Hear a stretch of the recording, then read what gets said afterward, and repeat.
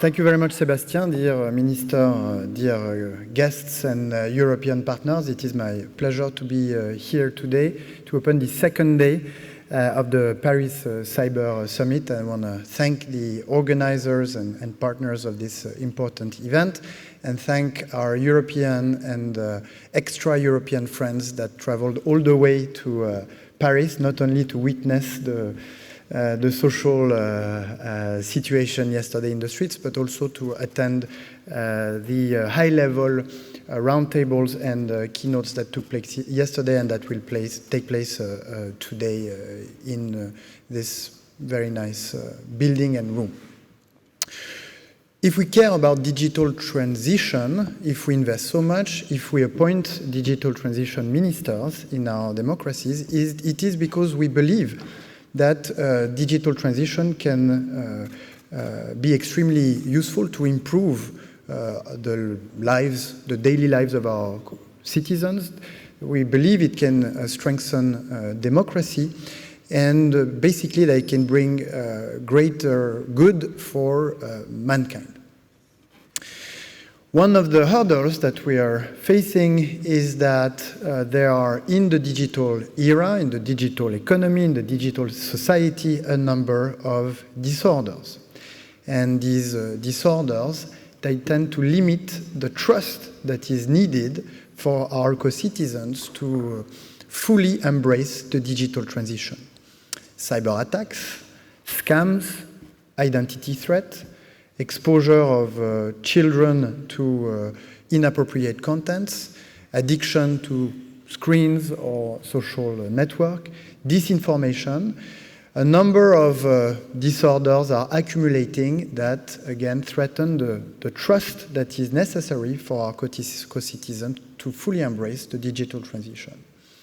The result is that in a country like France that has a long-standing tradition of technology, telecommunications, and so on, 1/3 of the population stands far away from the digital era, either because they are not connected to the web, either because they don't feel at ease with digital use cases in general. When 1/3 of the population feels like digital transition is not onboarding them, then we have an issue. We have a great problem to solve. And in order to do that, we need to achieve safety in the digital society and fairness in the digital economy. If we are able to achieve that collectively in a sort of a multi-stakeholder fashion, then we'll probably be able to onboard this 1/3 of the population that is currently not onboarded, and we can probably succeed in the digital transition. And how do we do that? Well, in Europe, we've done that over the past couple of years by trying to designing efficient and smart regulation to achieve safety in the digital society and fairness in the digital economy. In particular, as you know, I'm sure it was discussed yesterday, two important regulations were adopted last year under the French presidency of the EU. One is the Digital Services Act. The other one is the Digital Markets Act. The Digital Services Act tries to create responsibility in the digital society to achieve better safety for users and for democracies. And the Digital Markets Act tries to achieve the other goal, which is fairness in the digital economy.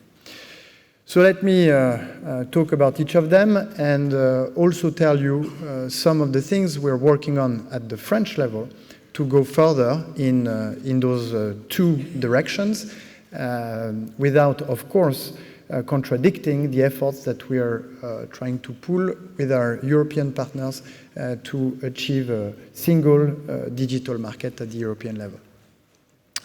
So the Digital Services Act is a revolution in the sense that it's going to impose a number of new obligations to the big tech or to the technology platforms for social networks and marketplaces that from the beginning of the internet were basically seen as warehouses. And when you're the owner of a warehouse, you have no liability, and it's perfectly fine, with respect to what people you rent your warehouse to store in this warehouse. And that's the way we designed the internet, because we wanted internet to be a place that is fully open, and so the owners of the warehouses could not be liable in that sense. With the DSA, we are creating a new regime of liability for the owners of those warehouses, and namely the editors of social networks and marketplaces. We did not go as far as creating a regime as demanding as the regime that applies to media, where you have a director of publication that is liable if or when journalists misbehave. So it's an intermediate regime of responsibility, which is going to impose that those platforms implement signaling processes, moderation processes, that they analyze the systemic risk that their services can impose on democracy, on the well-being of their users. And that is also going to request more transparency. Their algorithms will need to be audited, and their data will need to be shared with researchers. And finally, there are some practices that will be forbidden by the Digital Services Act, among which the targeted advertising on children and targeted advertising based on criteria that are deemed sensible or sensitive by the GDPR. Those obligations will come into force in August of this year for the largest players, and will be sanctioned by a fine that can go as high as 6% of the global sales, and in case of repeated misbehavior, it can go as far as exclusion from the European market. So it's a very important regulation. I think it will inspire regulation in the rest of the world, but more importantly, it will probably inspire the editors of those social network and marketplaces platform to adjust the way they deal with some of the disorders that I was mentioning in my introduction. And so I think it's very important that now that we are getting closer to the enactment of this legislation, that we focus on its proper execution, because there will be a lot of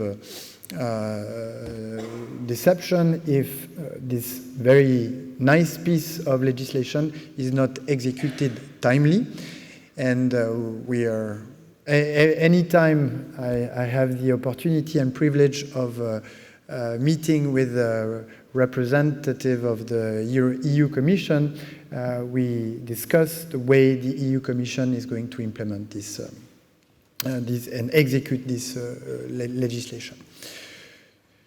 To go one step further, I'd like to highlight two things that we're going to put in place at the French level in order to provide more safety in the digital society through a piece of legislation that will be discussed in Parliament in the next couple of weeks.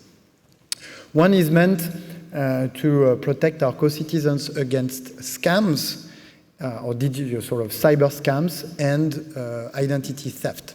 What we're going to put in place is similar to systems that have been put in place in other countries, such as the UK, for instance, which is a scam filter that will apply to those campaigns of fraudulent texts and mails that are designed in order to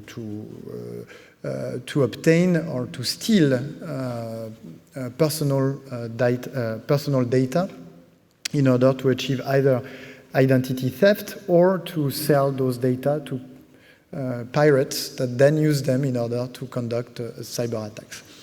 It's a very ambitious project that needs both legal and technical work that we've started already, and that is mobilizing a number of resources in the French administration. But we feel it's very important to start right now in order to be ready by the summer of 2024, when Paris will host the Olympic Games, and will therefore be the target of billions and perhaps tens of billions of cyber attempts.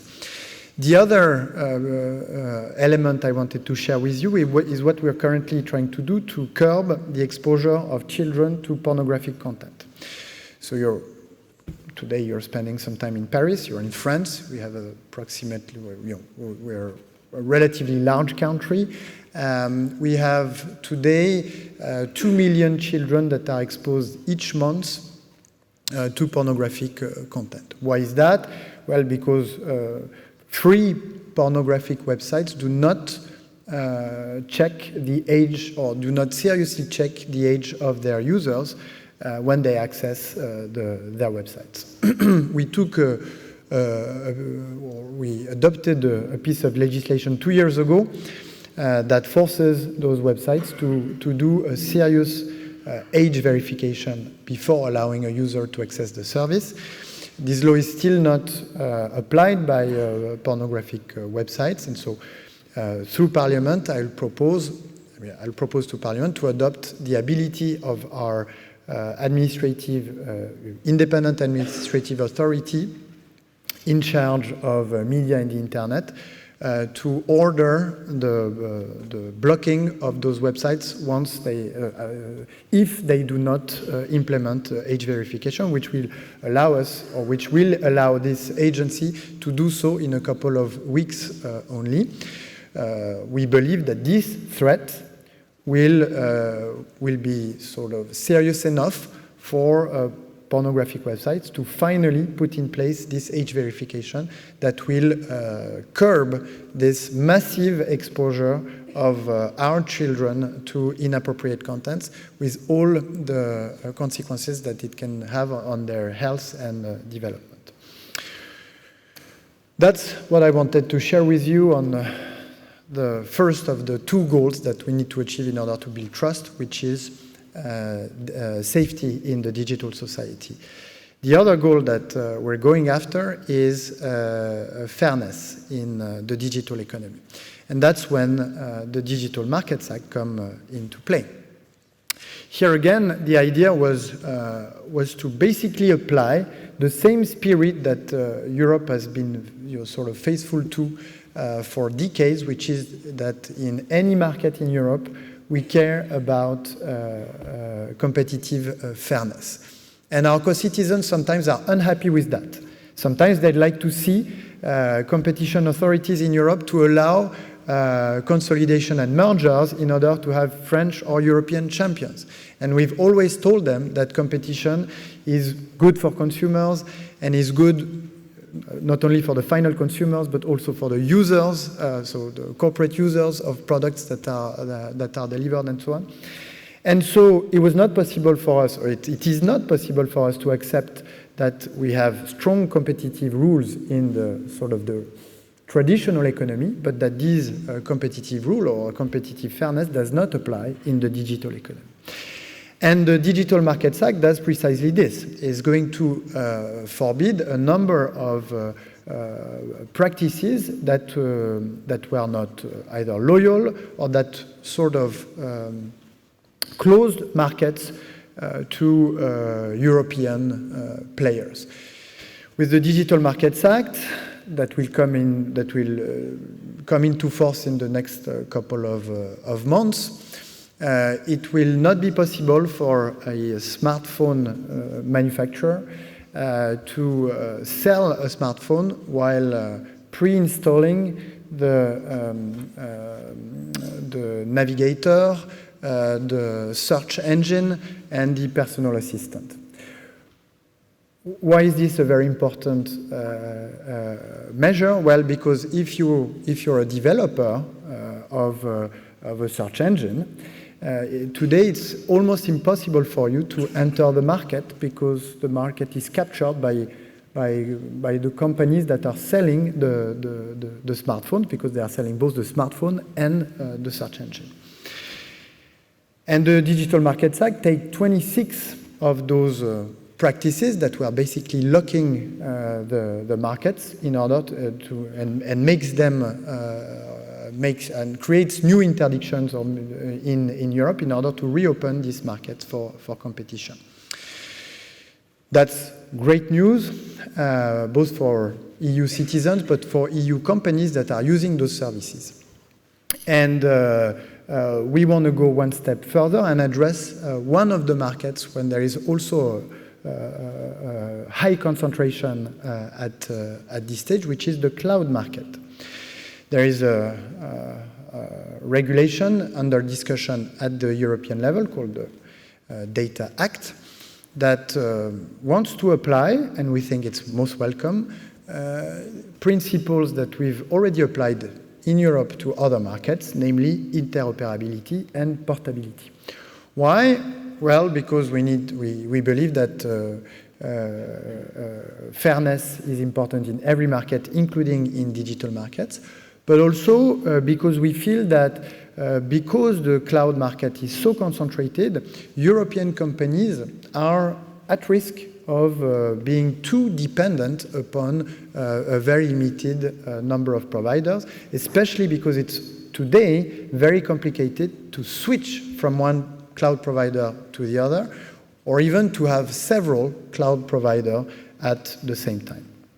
This regulation is under discussion, but in the piece of legislation that I will be presenting to Parliament in the next couple of weeks, I will propose that we anticipate on this European regulation and that we adopt right now in France those interoperability and portability rules that will help us achieve fairness in this digital market, in the cloud market, and therefore contribute to build trust.